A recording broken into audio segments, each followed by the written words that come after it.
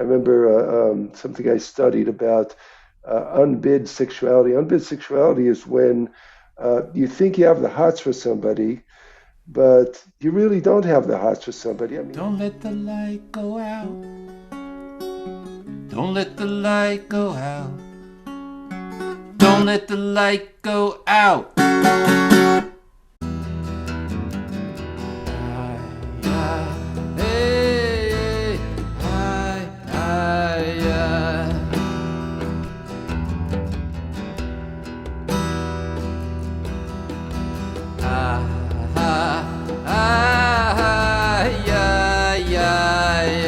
Okay, good morning, everybody out there in cyberspace, students of the Slonim Rebbe.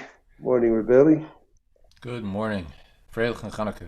Again, as usual, Netivot Shalom, Genesis. We are on page Ein Reish Vet, Erev Ein Reish Bet.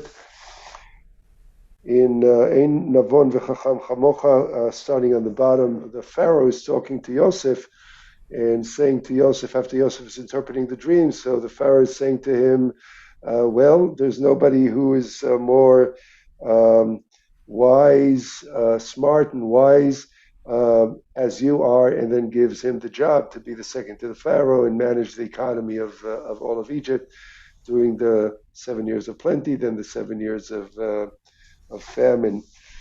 And we'll jump in. אחרי הודיע אלוקים אותך את כל זאת, אין נבון וחכם כמוך. That's a quote from the Chumash. After God has enlightened you with all this information, referring here to the interpretation of the dream, ein navon v'chacham chamocha, there is no one who's more discerning and wise as you are. End quote. יש לומר הכוונה בזה על דרך מאמר מרן הסבא הקדוש מסלונים, and we can say that this means, as per the commentary of the holy grandfather of Slonim, about the words of our sages in the Gemara, and he's letting us know that he's going to quote now from Kiddushin Memtet, and the quote goes like this: "Hamikadesh et Aisha al menat she'ani tzadik gamur eino rasha gamur, mekudeshet shema hirher tshuva b'dato." So let's explain that Gemara briefly, but he's really using this Gemara just to make a point. So the Gemara in of itself is interesting, but he's going to, the Saba Kadosh of Slonim, which is going to hang on a word at the end of this Gemara, which is the word b'da'ato, in his da'at, right?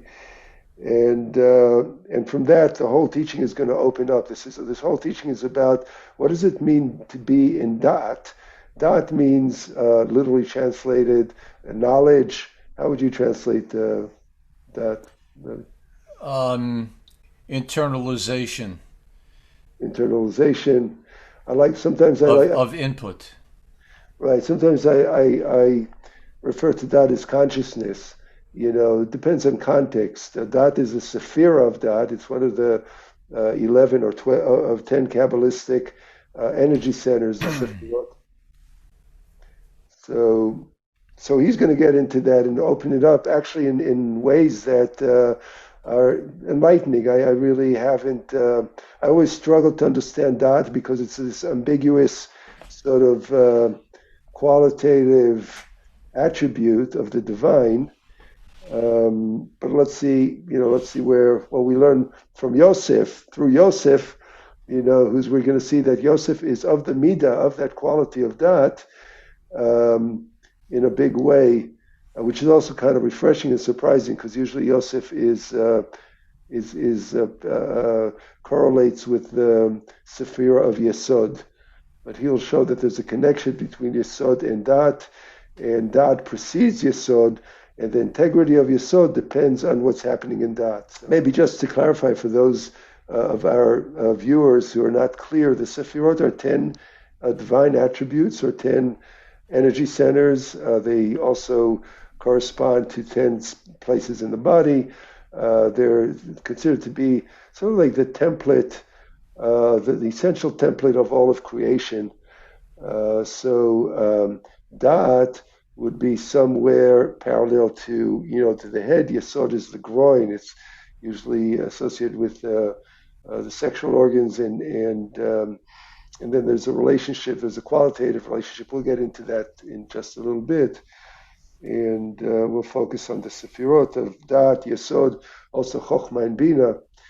And you can also see right in the verse when Pharaoh says to Yosef, "Ein navon bina v'chacham chochma kamocha," right? So the Pharaoh is already attributing those two Sefirot to Yosef right from the start, chochma and bina. This Gemara is talking about what happens when a man marries a woman under a certain condition, with a certain promise that he brings either materially or in terms of status or in terms of capabilities to the marriage. And the Tanaim, Amoraim in the Gemara, the rabbis, they're discussing if that attribute that the woman believes that the man is bringing to the marriage does not bear out to be true, is the marriage invalidated? Right? So that's a little bit of a technical discussion. And it could be, let's say the woman thinks that she's marrying a man who's a scholar of Torah. And she discovers he's not the big scholar, that's in the contract.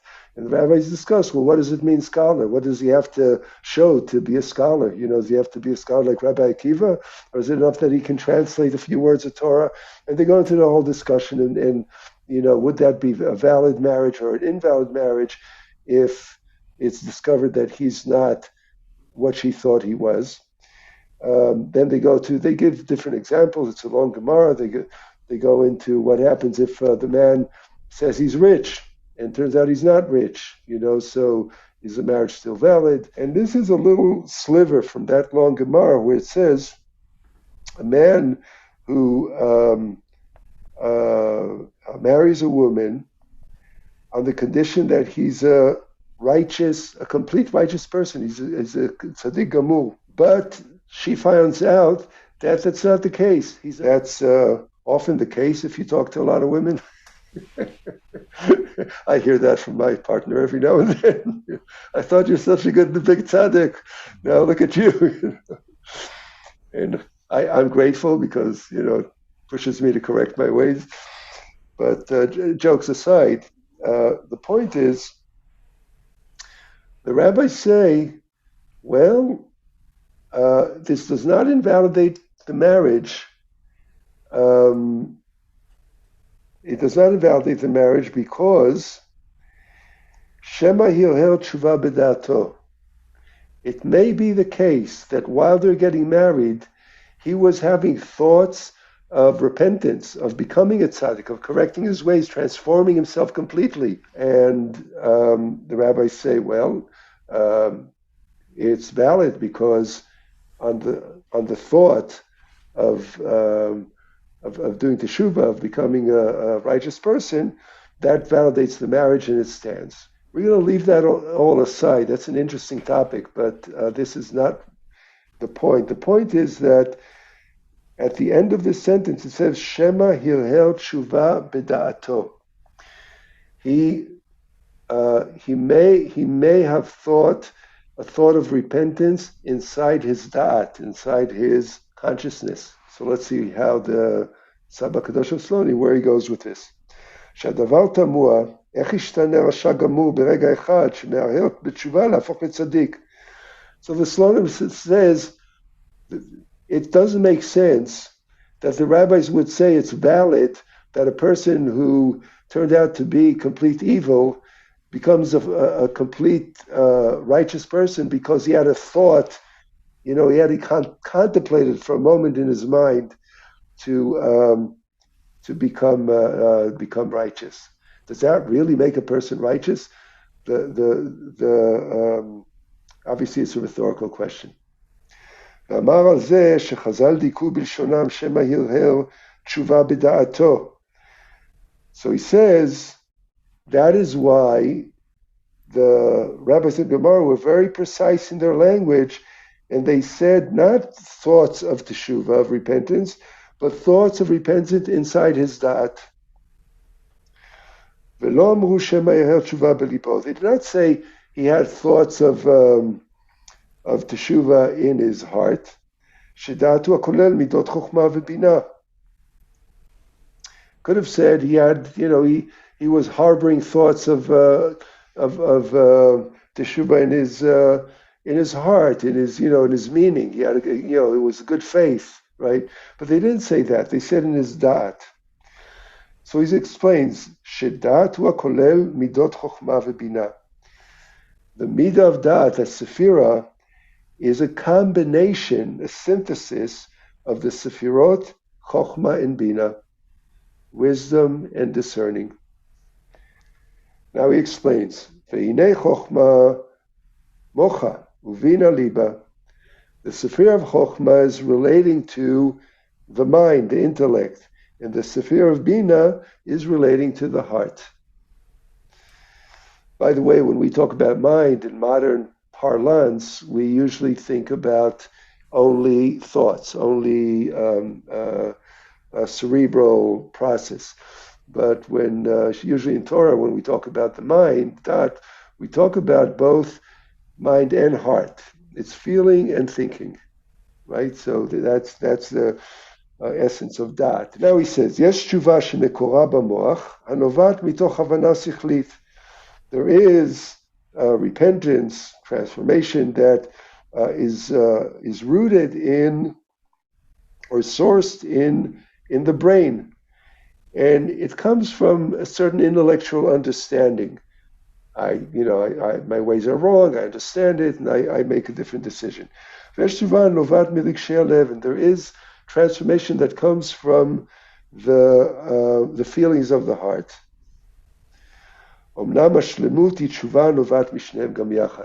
The completeness of teshuva is a process that comes from both the mind and the heart, or the intellect and the heart, together. That's what they meant in the Gemara when they said maybe a person was contemplating correcting his ways inside his da'at. Hainu tshuva b'midat ha'dat hakolelet chokhmah ubina liba. Chokhmah mocha ubina liba. Meaning the kind of teshuva that happens within the Sefira of Daat, which includes both chokhmah, the brain, and bina, the heart.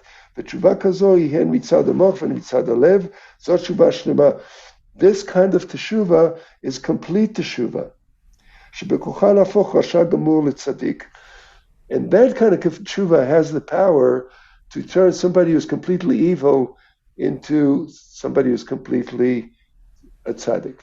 I mean, there are 7 emotional midah sfiros that evolve from Chochmah Bina Das in the line, comes down from intellect to emotion, and then to Malchus, then into the world. And Liba Bina Liba is what's the relationship? How does this emotional state manifest itself within intellect to present this perfect storm for immediate teshuvah? If I do something wrong, I want to change, correct my ways, and I understand in my head, maybe I'm getting feedback from others, like my wife, whatever, I'm getting feedback, and I understand this is wrong. This really doesn't work. I may like it, but it's not good. It's not a good way to be in the world. So I can agree and I can do teshuvah, or I can do something that I regret deeply, but I don't completely understand what's wrong with it. And, so there's sort of like, but the full mixing of it's like an awareness of mind and an awareness of heart is, I think, what he's looking for. על דרך זה יש לומר גם בפסוק זה. So, in the same vein, we can say about this verse from Miketz, אחרי הודיע אלוהים אותך את כל זאת, אין נבון וחכם ממך. That Pharaoh is telling to Joseph, there's nobody more discerning and more wise than you are. היינו, שהשגת את מידת הדעת. That what this means, he's saying, is that Pharaoh is acknowledging Joseph that you have attained the attribute of Daat, the level of Daat, which is a high level. So it's a level of integrating heart and mind, and heart and intellect, right? Because Daat is mind, mind is that, is both. Otu she'ein navon v'chacham kamocha. This means, since you have attained Daat, this is a sign that there is nobody who has more discerning and more wisdom than you do. And this is obviously, again, referring to the two Sefirot of Bina and Chokhmah.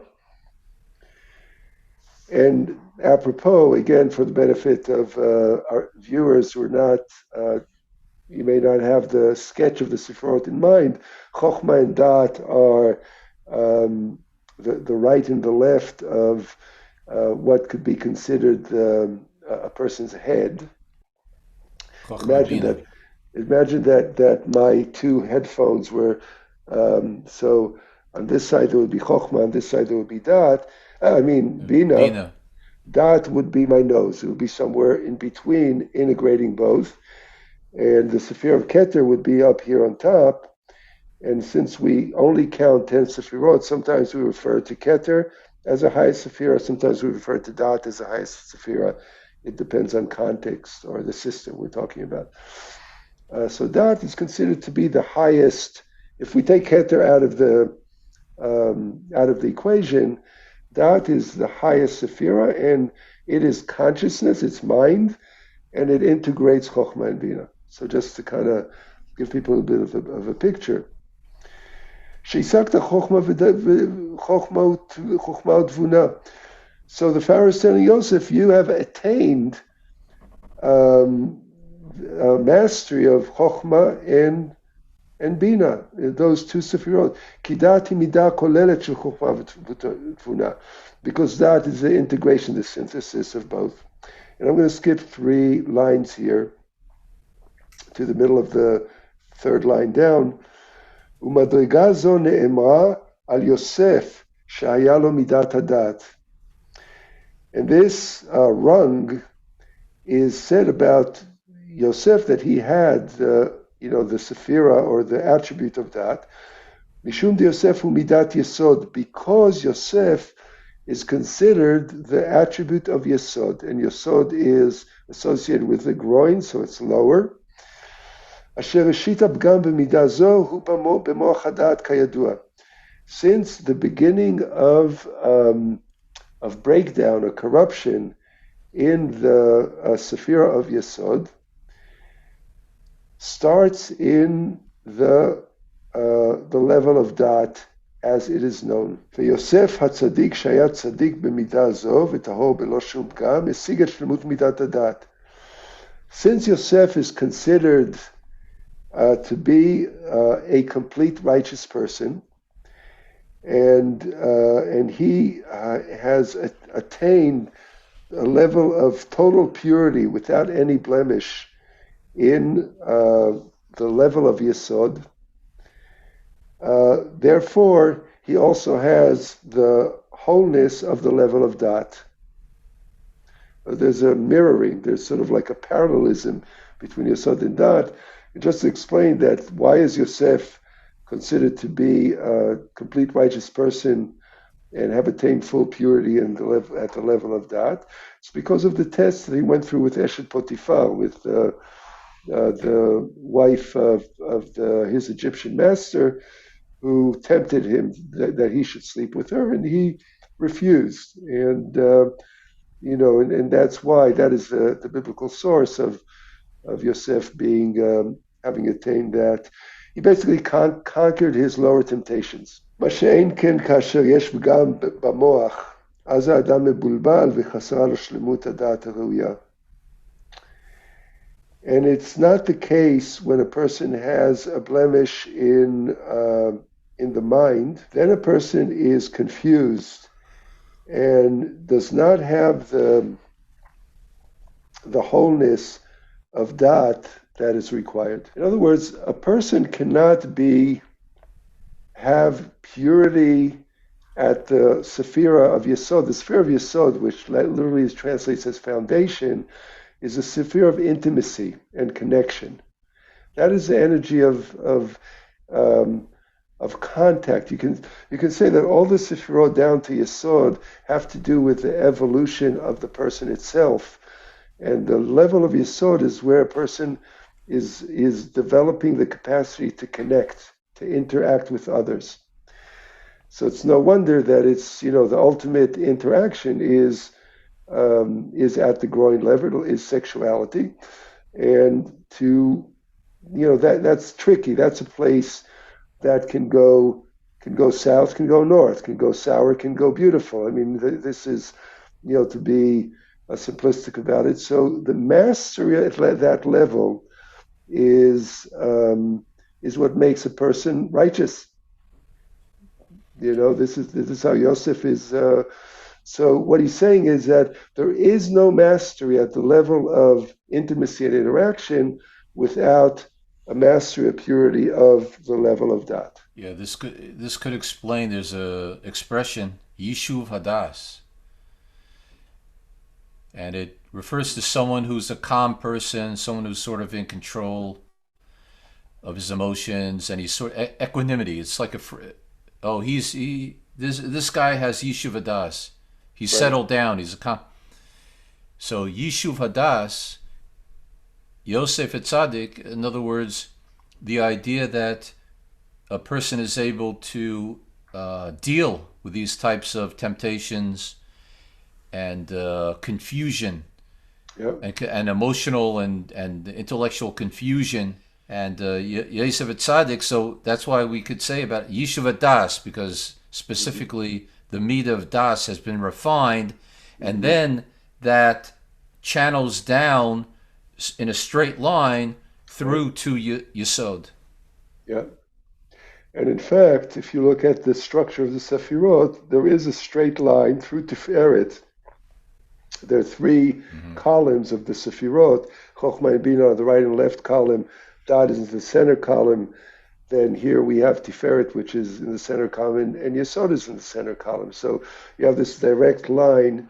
I think a lot of, especially when people talk about, I want to talk about Yosef as the big conqueror of his sexual temptation, right?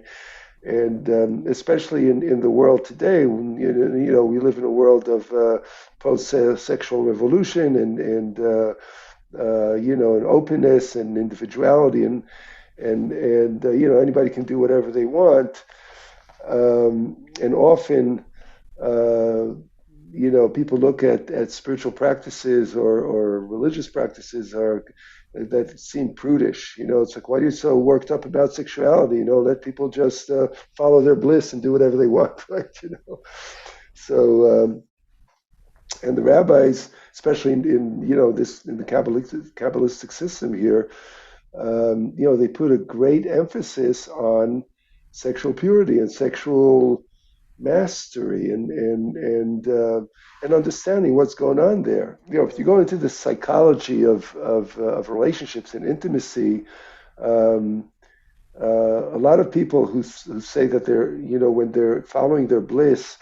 I remember something I studied about unbidsexuality. Unbidsexuality is when you think you have the hots for somebody, but you really don't have the hots for somebody. I mean, obviously you may have sexual, arousal and you're attracted to somebody, but you don't have the hots. You're actually, it's an external manifestation of psychological stuff. You're projecting on somebody. You're projecting that they're your mother, your father, or your sister, your brother, or I'm not making this up. This is you look at There's a book by a psychologist and minister, Harville. What's his name? The book is called. It's imagotherapy. If you look at imagotherapy, so the whole projection thing. You think you have the heart for somebody, but you know what? You're really working out your early childhood traumas through acting out sexually, and your relationship is doomed from the beginning. So they analyze this. This is, there's the science. If you go back to the modern insight about how sexuality works, ask Freud. But all the evolutions of Freud and Jung, and up to attachment theory. If you look at recent psychological theories. So that's the fear of Yesod. That place of sexual dynamics, you could say, are not so random. They are an expression of lots of different psychological, usually unconscious forces. And really, it's easy to go into dysfunction when what you're acting out is past dysfunctional relationships. So that's a little spiel just to say that you look at the Kabbalists. I don't mean to do a whole. I am a social worker, and I've studied these things. So I have some education in that. But the beauty is that you look at the sages, at the Kabbalists, and they point to it right away. From Daat. You think your sexuality is so sexual and so hip, but your sexuality is really an expression of either the clarity of your mind or the delusional dysfunction of your mind. Where is it? So Yosef is somebody who is a tzaddik because, instead of acting out whatever trauma he had, he was able to be true to form and say, no, this relationship is not right. And I'm not going to go for, the lust of the moment because this beautiful, wife is hitting on me. No, he kept his center. And he kept his center. They're telling us, and this is the chiddush for me, this is what I like here, the connection between Yesod and Daat. Psychology tells us that, if your mind is not straightened out, you better watch what you're doing sexually. Basically, is what they're telling us. Yeah, it goes all the way back to Bereshis, to the first man and woman. The verse says, "Veha Adam yada et Chava ishto vatar v'teled." It says that he knew, das. He had knowledge. He became knowledgeable regarding his wife, and what it means is that they had relations, and she became pregnant and had babies. So we see right from the beginning that this notion of das is intertwined and really one thing with intimacy. This is a beautiful model for for all of us, really, to get that kind of en chacham, en navon v'chacham kamocha. And so what the Slonim, or the Saba Kadosh, right, his grandfather, his teacher, is telling us, is that it was the combination, the integration of heart and intellect. I'm sorry, I keep making the mistake. Mind is that. It's the cerebral part and the emotional part, and bringing those together into balance and into purity. That's what qualified him to be, to be the tzaddik, to be the second to the Pharaoh. May we be really blessed with the capacity to clear the fullness of our mind, both intellect and emotion, and master that in ourselves. That's really literally the definition of consciousness. May we be able to be so conscious and so self-mastering that everything else flows from that, and that is the true meaning of follow one's bliss. Again, thank you everybody for being here today. If you are inspired by this teaching, by the Slonimer, by the wisdom that we bring, our goal is to take old teachings, inspirational teachings, and make them relevant for our times. Please comment, share, and like, and most importantly, subscribe to our channel, the Hebrew Learning Circles channel. Come back every Wednesday morning around 9 o'clock. Light one candle for the Maccabee children. With thanks their light didn't die. Light one candle for the pain they endured when their right to exist was denied. Light one candle for the terrible sacrifice justice and freedom demand.